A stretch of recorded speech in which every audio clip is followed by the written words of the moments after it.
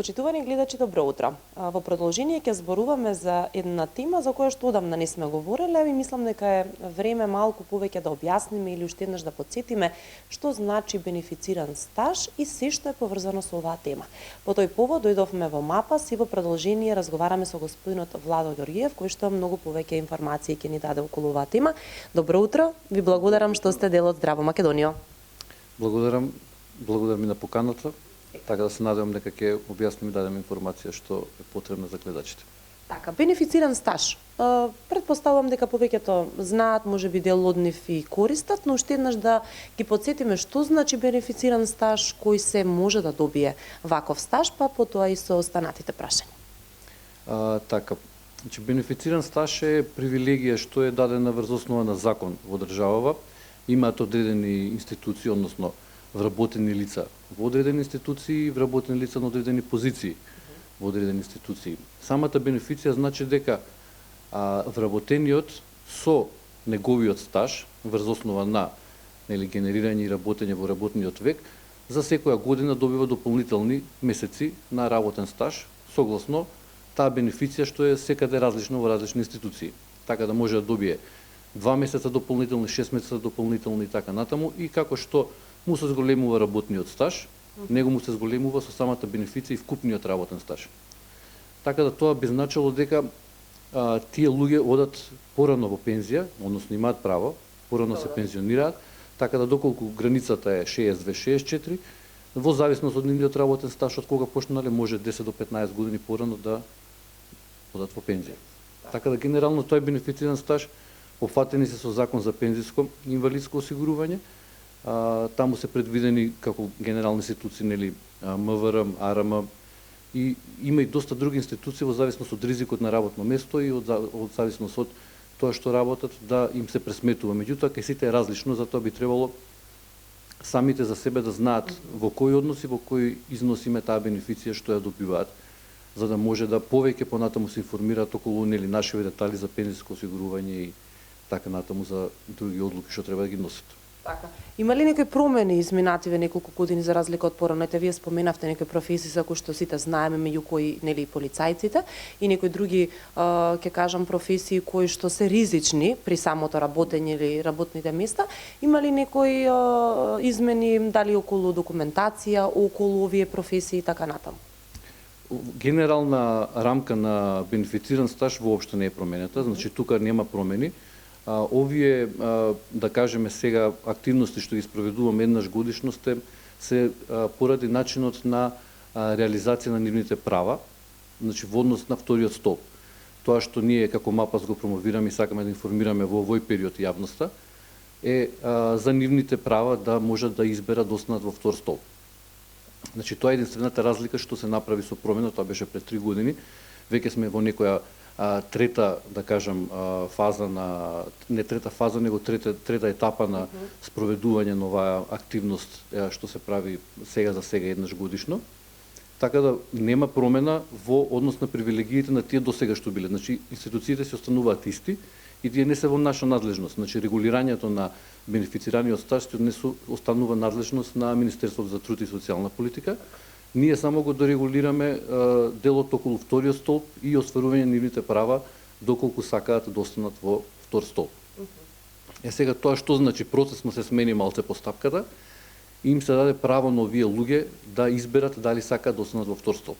Претходно самиот процес предвидуваше да тие и тие институции што се опфатени на овој начин не се членови во втор столб, сега им се дава право во рок од 3 месеца да одберат.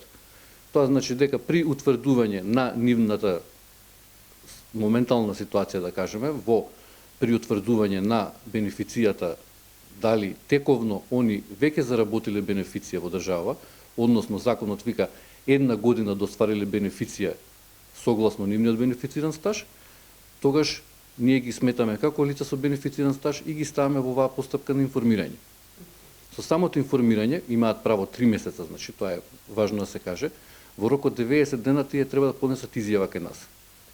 Таа изјава е едноставна, имаме и на веб страната, имаме во образци, може да се обратат од било кое време кај исто и по нашите служби.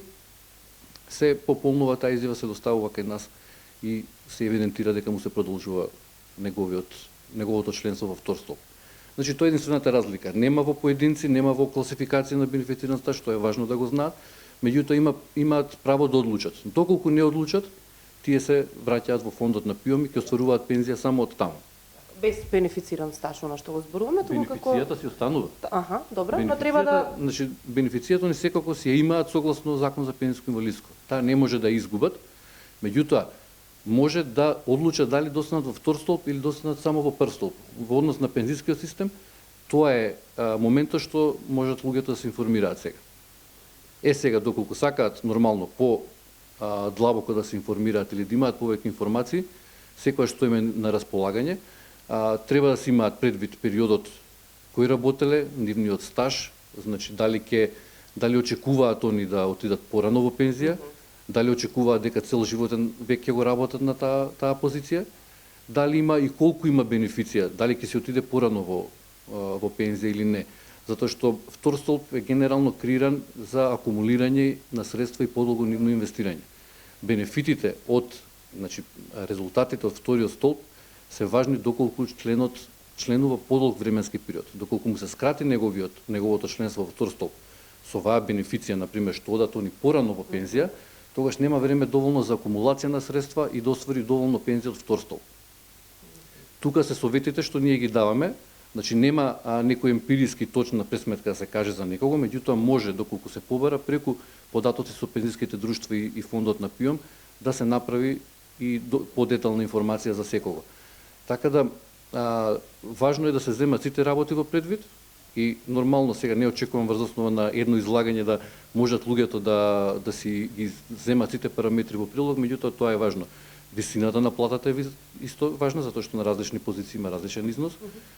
Износот на бенефицијата, значи колку плюс добива он ослободување во работниот стаж и на крај колку време и дали очекува да продолжи да работи таму. Тоа е сепак субјективно, да видиме дали ќе работи. Да, со ова на крај што го кажавте ќе се надоврзам, бидејќи сигурно има многу случаеви луѓе кои што да речеме 5, 6 или 10 години работеле професија која што треба да добие бенефициран стаж, но заради одредена причина веќе не работи нешто сосема друго. Дали за тие години во таа ризична, ќе кажам, професија што ја работеле ќе земе бенефициран стаж? Како тоа го регулирате? Да, тоа се важи и за ова што го кажа. Да, по закон за пензиско си е тоа регулирано, значи воопшто ние немаме ингеренции плюс во тој дел. Доколку него по закон му следува одредена бенефиција, он за тие 5 години што работел ќе му бидат пресметани 6. Точно. И нашето е толку. И доколку и одлучи он да остане во втор столб, ние сме должни понатаму да го информираме и да се грижиме околу безбедноста на средствата, инвестирање и така натаму. Сега за оние граѓани кои што се надвор од Скопје, сите во своите градови си имаат каде да се обратат или треба да доаѓаат тука или како, бидејќи чест проблем е и тој за луѓето кои што се во другите градови? Јасно, најголем дел од изјавите ги добиваме тука, директно во МАПАС. Меѓутоа исто тоа што е согласно закон за оригинал документи го прифаќаме, нормално треба да биде или со електронски потпишан документот и пратен во МАПАС, или да биде пратен со читко потпишан документ преку пошта. Значи не би можело да прифатиме документ потпишан, скениран и пратен на мејл. Тоа сепак не е оригинал документ, така да тука не можеме да излеземе се уште во пресред. Меѓутоа, основните канали за комуникација ги прифаќаме натаму. Имаме двојна проверка, па комуницираме со луѓето да провериме дали изјават или не, така да имаат можност најмалку другите градови по пошта да ни пратат. И тоа би било тоа околу доставата. Мислам дека сега има многу појасно, но оние кои што има некои дилеми околу бенефицираниот стаж, јас ви благодарам многу, се надевам дека ќе се видиме повторно за се она што им треба како информација на нашите гледачи. Фала ви, повелете за информација во секој време. Секако. Драги мои, го завршуваме овој разговор во моментов, а вие понатаму останете со нас за да ги проследите останатите содржини во Здраво Македонија.